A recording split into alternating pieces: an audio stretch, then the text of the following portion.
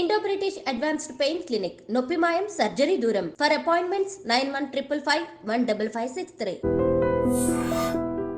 సికింద్రాబాద్ వారాసిగూడ నిన్నటి నుంచి కూడా ఒక వార్త దీని చుట్టే తిరుగుతుంది. యాక్చువల్లీ ఇందులో మెయిన్గా ఏం జరిగింది అంటే ఇక్కడ కనిపిస్తోంది అందరు కూడా ఆడపిల్లలు మాత్రమే కనిపిస్తున్నారు. ఈ సంఘటన జరగడానికి కూడా రీజన్ ఏంటంటే ఏం చేయాలో అర్థం కాక, ఎట్లా ముందుకు పోవాలనో అర్థం కాక, వీళ్ళకి ఎవరు అండగా లేక ఏమీ చేయలేని నిస్సహాయ స్థితిలో ఉండిపోయారు అన్నదానికి సంఘటనకి నిదర్శనం ఏంది అంటే నిన్న వారాసిగూడలో జరిగినటువంటి ఒక ఇన్సిడెంట్ అనుకోవచ్చు. ఈ స్టోరీ విన్నప్పుడు కూడా మనకు ఒకటే అర్థమవుతుంది, అంటే ఎవరి అండ లేకపోతే ఎంత దారుణంగా పరిస్థితులు ఉంటాయంటే నిస్సహాయ స్థితిలో ఏం చేయలేని పరిస్థితుల్లో ఇక చావే శరణ్యం అనుకునే టైప్లో ఇట్లాంటి సంఘటనలు జరుగుతాయి అనేదానికి నిదర్శనం. మొన్న మీర్పేటలో జరిగిన సంఘటన మనం ఎవ్వరం కూడా మర్చిపోలేదు. గురుమూర్తి మీర్పేట అంటే ఇప్పటికి కూడా ప్రజలు ఆ ఇన్సిడెంట్ని గుర్తు చేసుకొని ఇంత దారుణంగా మనుషులు ఉంటారా, ఇంత దారుణంగా కట్టుకున్న భార్యనే అత్యంత కిరాతకంగా చంపేస్తారా అనే సంఘటనని మనం ఇంకా కూడా మర్చిపోలే. అట్లాంటిది ఇప్పుడు మానవులం ఎటుపోతున్నామో, అసలు ఏమవుతుందో సమాజంలో అర్థం కాని పరిస్థితుల్లో ఉంది అనేసి ఈ సంఘటన చూస్తే అర్థమవుతుంది. యాక్చువల్లీ వీళ్ళు ఏంటంటే ఇప్పుడు అమ్మమ్మ, ఆ తర్వాత వాళ్ళ కూతురు, వాళ్ళ మన్మరాలు, వీళ్ళందరూ కూడా ఒక ప్రాంతంలో వాళ్ళు బతకడానికని కావచ్చు, వాళ్ళ జీవితాన్ని నెట్టుకురావడానికి కావచ్చు, వాళ్ళందరూ ఒకే దగ్గర ఉండి ఎంతో కొంత పని చేసుకుంటూ వాళ్ళ జీవనాన్ని సాగిస్తున్నారు. అట్లాంటి టైంలో వాళ్ళ అమ్మమ్మ చనిపోయింది. అయితే ఎవరైతే కూతురున్నారో ఆమె పేరు వచ్చేసి లలిత, 45 సంవత్సరాలు. వీళ్ళిప్పుడు బౌద్ధ నగర్లో 3 నెలల క్రితమే షిఫ్ట్ అయినరు. వాళ్ళ అమ్మ చనిపోవడం, అయితే ఈ లలిత అనే ఆవిడకి 2 ఆడకూతుర్లు.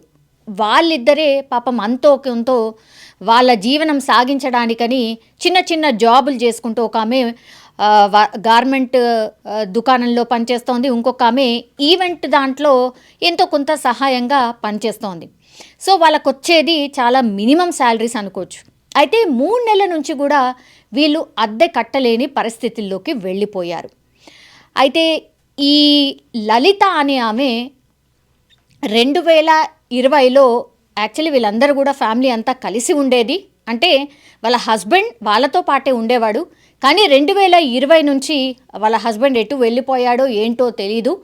పూర్తిగా ఆయన అండ లేకుండానే వీళ్ళందరూ ఒకే చోట ఉంటున్న పరిస్థితి. ఇప్పుడు లలిత వాళ్ళ అమ్మ సడన్గా చనిపోయింది. పూర్తిగా మానసికంగా ఈ లలిత ఎవరైతే ఉన్నారో ఆమె కుంగిపోయిన పరిస్థితి.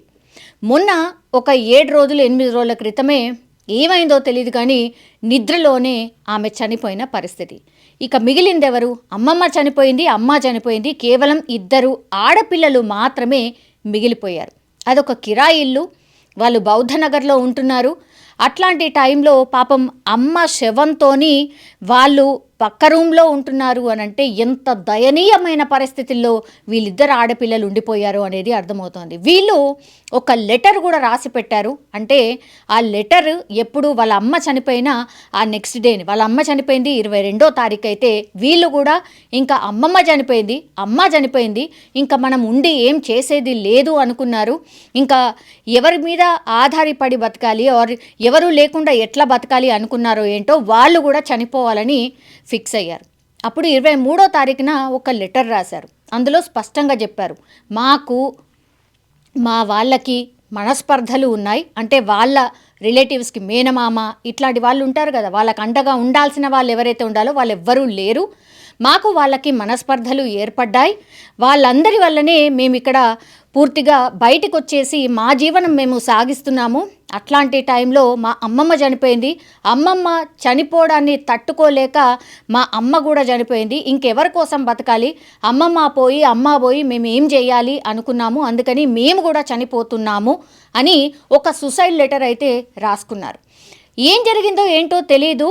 8 రోజుల నుంచి మరి వాళ్ళు చనిపోదాము అనుకున్నటువంటి టైంలోనే మరి ఎందుకని వెనక్కొచ్చారో తెలియదు, ఆ డిసిషన్ని ఎందుకు మార్చుకున్నారో తెలియదు, ఏం చేయాలో తెలియదు. ఇంకా 7 రోజులు అవుతోంది. ఆ పక్కన కూడా నివాస ప్రాంతాలు ఉన్నాయి. అట్లనే ఆ ఇంటి ఓనర్ ఎవరైతే ఉన్నారో 3 నెలల నుంచి వాళ్ళు కిరాయి కట్టట్లేదు. ఇంటి ఓనర్ ఏమో అమ్మ మీరు కిరాయి కట్టట్లేదు అని అడగడానికి వచ్చినప్పుడు కూడా అమ్మ శవం ఉంది లోపల.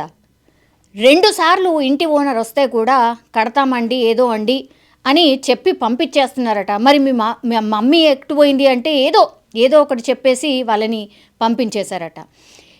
అండ్ ఇంకోటి ఏంటంటే 7-8 రోజుల నుంచి అంటే మృతదేహాన్ని ఇంట్లోనో పెట్టుకొని వాళ్ళైతే ఉన్నారు, కానీ చుట్టుపక్కల వాళ్లకు మరి ఎంత భయంకరమైన స్మెల్ వచ్చి ఉంటుంది.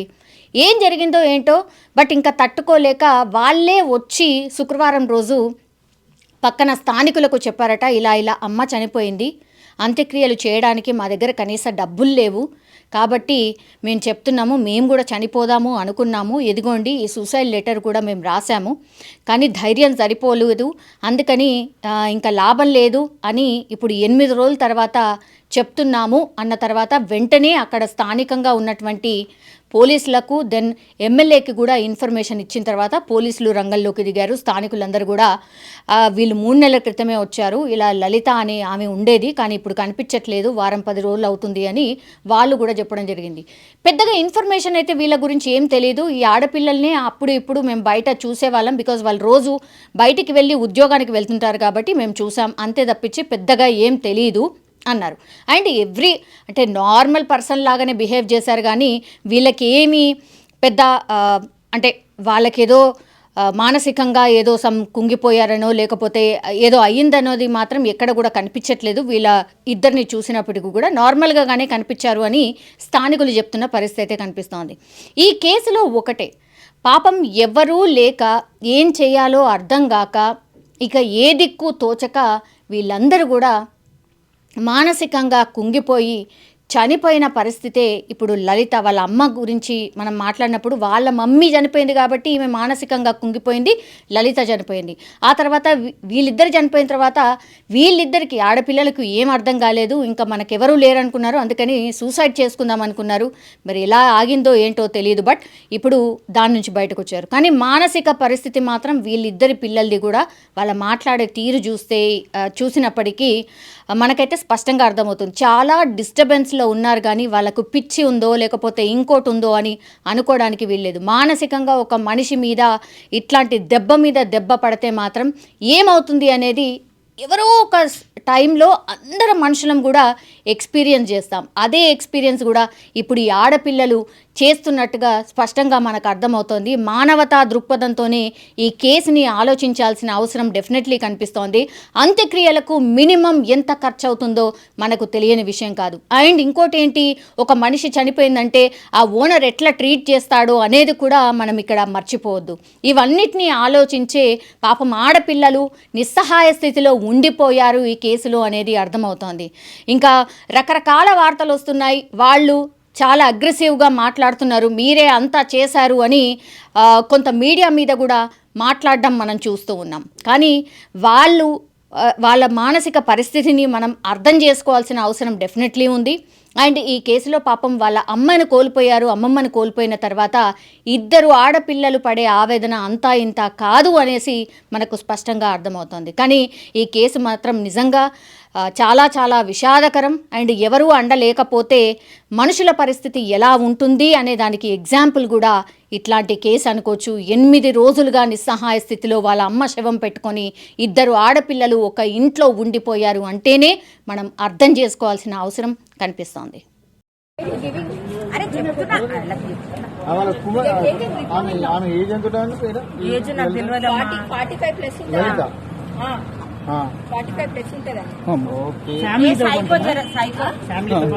Wife and 2 daughters. Mother 2 daughters. Daughters పేర్లు ఏంటి? రేణుక, ఇంకొక ఆమె పేరు తెలియదు నాకు. మీరండి బిల్డింగ్ ఓనర్స్. అసలు మీ ఎట్లా బయటకు విషయం ఎట్లా వచ్చింది? 2 months ఇప్పుడు వీళ్ళు పోయి వీళ్ళే పోలీస్ కి చెప్పినారంట మా మదర్ చనిపోయిందని. 2 కుక్కలు, వాళ్ళు డోర్లే తీయరు, కుక్కలు ఒకటే వరుతుంటాయి. ఇప్పుడు డాగ్లు ఎందుకు పెంచుకున్నారంటే కైలా బారవ శంకర్ అని నమ్ముతారు. సైకో ఉందండి వాళ్ళ శంకర్ ఆ శంకర్ వాళ్ళు స్పిరిట్ యానిమల్ డాగ్ అని డాగ్ ని ఏం తిట్టదు చేయదు, డాగ్ ని పెంచుకుంటున్నారు. బట్ డాగ్ ని